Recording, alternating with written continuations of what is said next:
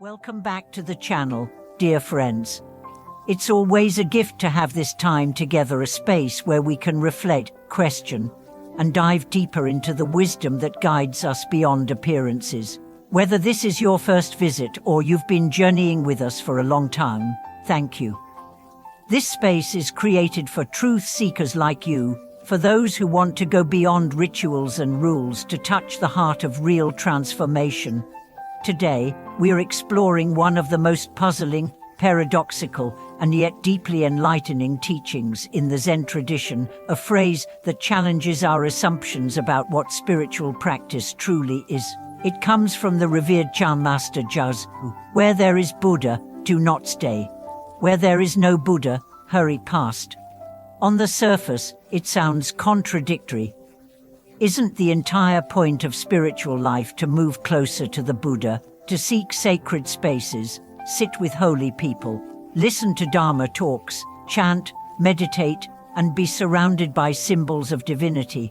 Why would a great master tell us to leave where the Buddha is and to run quickly past where he is not? The answer lies in understanding what the Buddha truly is, not as a statue, not as a historical figure, not even as an ideal, but as the awakened awareness within your own heart.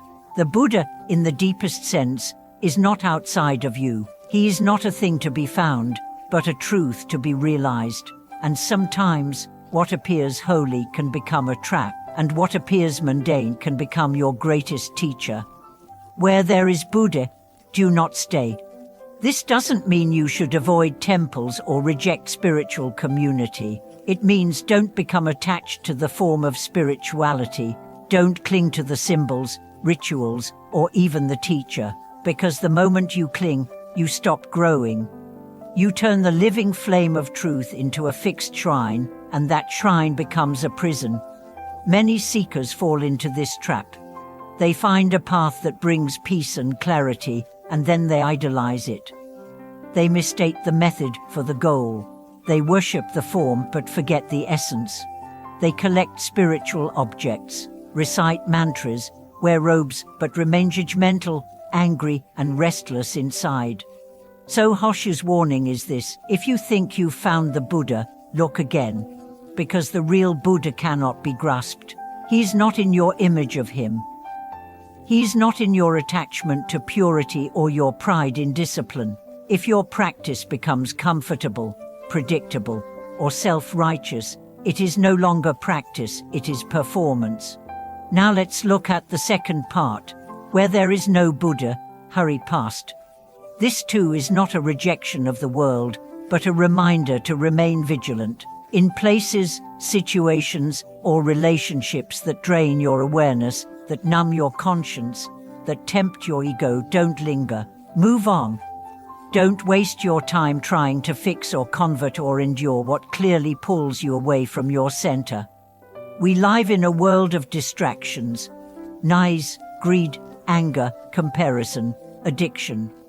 Some places, both physical and psychological, are so filled with delusion that staying there becomes self-harm. You may think you're being strong, loyal, or patient, but what you're really doing is abandoning your own clarity. To hurry past doesn't mean to escape or run in fear. It means to be wise, to recognize when your energy is being drained, when your truth is being compromised, when your presence is being lost. It's a call to protect your sacredness, not out of superiority, but out of reverence. Together, these two lines are not opposites, they are one teaching.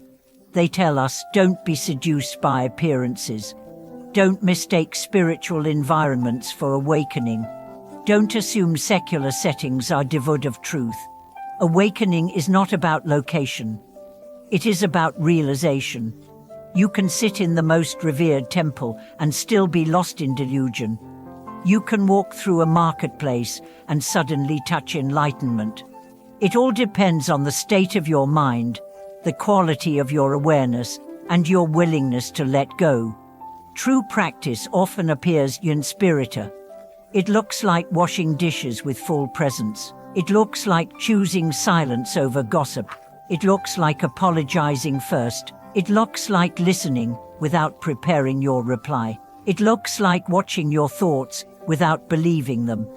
These acts don't happen only in holy places. They happen in kitchens, traffic jams, office meetings, and lonely bedrooms. That's why the real path is not about staying or going, joining or leaving. It's about returning again and again to the stillness within you. The Buddha is not in the place. He's in the presence, and that presence can be found anywhere. But here's the paradox: to truly find it, you must be willing to lose it. You must let go of the idea that you know what awakening looks like. You must release your attachment to being spiritual. You must abandon your ego's desire to be recognized, praised, or admired for your path. Because the moment you identify with your practice, it becomes your mask.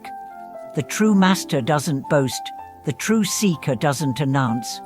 They simply live, and their life becomes the teaching. Chazu was pointing to this. He wasn't giving us a formula. He was breaking the formula. He was inviting us to stop worshipping the utter and start awakening the inner. So today, ask yourself, what Buddhism am I clinging to?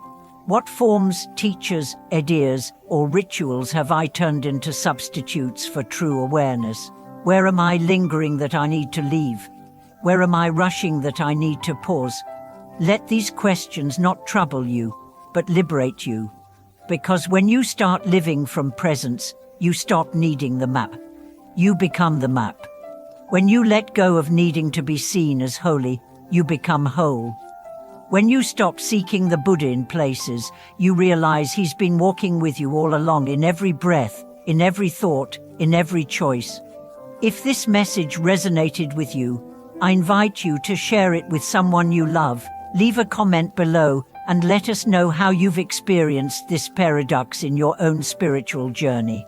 And if you haven't already, please subscribe to the channel, like this video, and stay with us as we continue to walk the path of truth together. Thank you for watching this video.